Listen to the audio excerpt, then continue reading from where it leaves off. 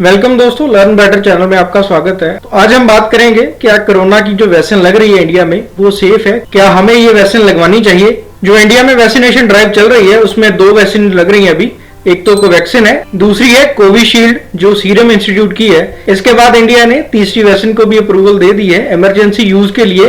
Russia की जो Sputnik 5 है उसे भी अप्रूवल मिल चुकी है। बट हाल ही में एक रिपोर्ट आई है कि इंडिया में 180 लोग जो है वैक्सीन लगवाने के बाद उनकी डेथ हो चुकी है। तो ये रिपोर्ट आने के बाद लोगों में डर है कि क्या ये वैक्सीन सेफ है, क्या जो डेथ्स हुई है सारी वो वैक्सीन लगाने के बाद हुई है, कोई रिएक्शन हुआ है वैक्सीन से जिसके साथ लोगों की डेथ हुई है। तो इतने सारे लोग जो हैं वो वैक्सीन लगवाने के बाद अपनी जान गंवा चुके हैं। तो क्या ये सेफ है वैक्सीन लगाना। तो पहली तो बात ये है कि ये जो रिपोर्ट है ये दी किसने है, 180 जो डेथ्स हैं ये रिपोर्ट किसने दी है। तो ये WHO की गाइडलाइन के अकॉर्डिंगली एक एडवर्स इवेंट फॉलोइंग इम्यूनाइजेशन जो है वो कमेटी बनी है।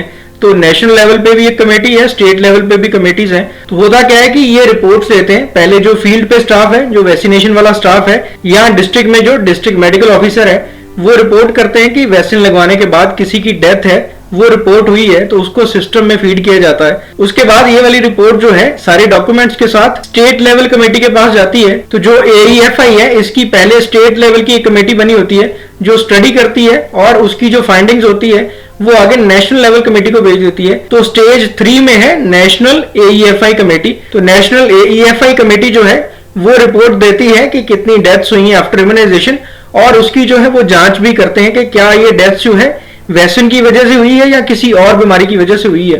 तो नेशनल AEFI की जो रिपोर्ट है उसमें 180 डेथ्स हैं, बट उन्होंने 124 जो डेथ्स हैं उनको स्टडी किया है। स्टडी करने के बाद उन्होंने एक रिपोर्ट दी है कि जो मैक्सिमम डेथ्स हैं 75% जो डेथ्स हैं वो इंजेक्शन लगाने के 3 दिन के अंदर अंदर हुई हैं। तो 124 में से 93 जो डेथ्स हैं वो 3 दिन के अंदर अंदर हो गई हैं। तो इंजेक्शन लगाने के 3 दिन के अंदर में किसी की डेथ होती है तो वो जाहिर सी बात है कि लगेगा कि इंजेक्शन से ही डेथ हुई है। बट इसकी जो डिटेल स्टडी है वो अभी आनी बाकी है। इसमें और भी चीजें दी गई हैं कि जो हॉस्पिटलाइज करने की जरूरत पड़ी है लोगों को वैक्सीनेशन के बाद वो भी 3 दिन के अंदर ही है। तो 305 लोगों को हॉस्पिटलाइज करने की जरूरत पड़ी है। उनमें से 276 जो हैं उनको 3 दिन के अंदर अंदर ही हॉस्पिटलाइज करने की जरूरत पड़ी थी। तो इस रिपोर्ट में यह भी बताया गया है कि 20,000 के अराउंड जो है वो इवेंट्स रिपोर्ट हुए हैं, बट वो थे माइल्ड फीवर के या कोई माइल्ड साइड इफेक्ट था।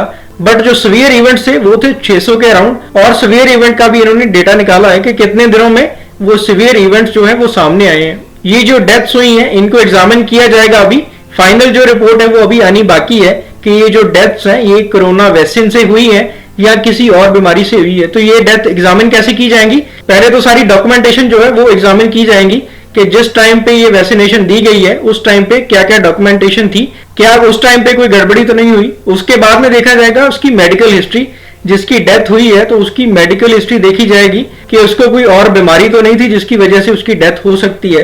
उसके बाद उसकी पोस्टमार्टम रिपोर्ट या ऑटोप्सी रिपोर्ट देखी जाएगी। तो ये कोरोना के केसेस में पोस्टमार्टम अभी करते ही नहीं है, तो ये रिपोर्ट जो है वो अभी अनअवेलेबल होगी। तो जितने भी डॉक्यूमेंट्स इनको मिलेंगे उनके बेसिस पे ये अपनी एग्जामिनेशन रिपोर्ट देंगे कि क्या ये डेथ्स जो हुई हैं वो कोरोना वैक्सीन की वजह से हुई हैं या किसी और बीमारी की वजह से हुई हैं। कुछ जो इन्होंने अभी तक स्टडी की है उनमें इन्होंने काफी चीजें बताई भी हैं कि अक्यूट कोरोनरी सिंड्रोम की वजह से डेथ हुई है 3 दिन के अंदर अंदर, या कोई सडन डेथ थी या रेस्पिरेटरी इन्फेक्शन था। तो ये वाली जो स्टडीज हैं ये अपनी कर रहे हैं। तो जब भी इनकी स्टडी खत्म हो जाएगी तो हमें पता चलेगा कि 31 मार्च तक जितने भी वैक्सीन लगी हैं तो उनमें जो डेथ्स हुई हैं वो कोरोना वैक्सीन की वजह से हुई हैं या कोई और कारण था उनकी डेथ्स का। तो अभी तक ये कंफर्म नहीं हुआ कि जो डेथ्स हुई हैं वो कोरोना वैक्सीन की वजह से हुई हैं। तो इसीलिए जो वैक्सीनेशन प्रोग्राम है उसे बढ़ाया जा रहा है। कुछ रिस्ट्रिक्शंस लगा के बाकी सारे लोगों को ये वैक्सीनेशन दी जा रही है। बिलो 18 जो लोग हैं उनको वैक्सीनेशन नहीं दी जाएगी, प्रेग्नेंट जो लेडीज हैं उनको भी नहीं दी जाएगी, जिनको कोई एलर्जी है उनको भी ये वैक्सीनेशन नहीं दी जाएगी। बाकी जो है वैक्सीनेशन को बढ़ाया जा रहा है। वैक्सीनेशन की शॉर्टेज भी आ रही है, तो ये वैक्सीनेशन का जो प्रोग्राम है वो काफी तेजी से चल रहा है इंडिया में। तो अभी तक का जो अगर डेटा देखें तो ये वैक्सीनेशन का नंबर है काफी बड़ा हो चुका है। तो अगर आपने भी कोरोना की वैक्सीनेशन अभी तक नहीं लगाई तो अपने डॉक्टर के साथ कंसल्ट करके कोरोना की वैक्सीनेशन लगवा सकते हो। तो होप ये इन्फॉर्मेशन आपको अच्छी लगी है, वैल्यूएबल लगी है। अच्छी लगी है तो चैनल को सब्सक्राइब कर लो, बेल आइकन को प्रेस कर लो और ये वीडियो अपने और दोस्तों के साथ भी शेयर करो। Thank you very much.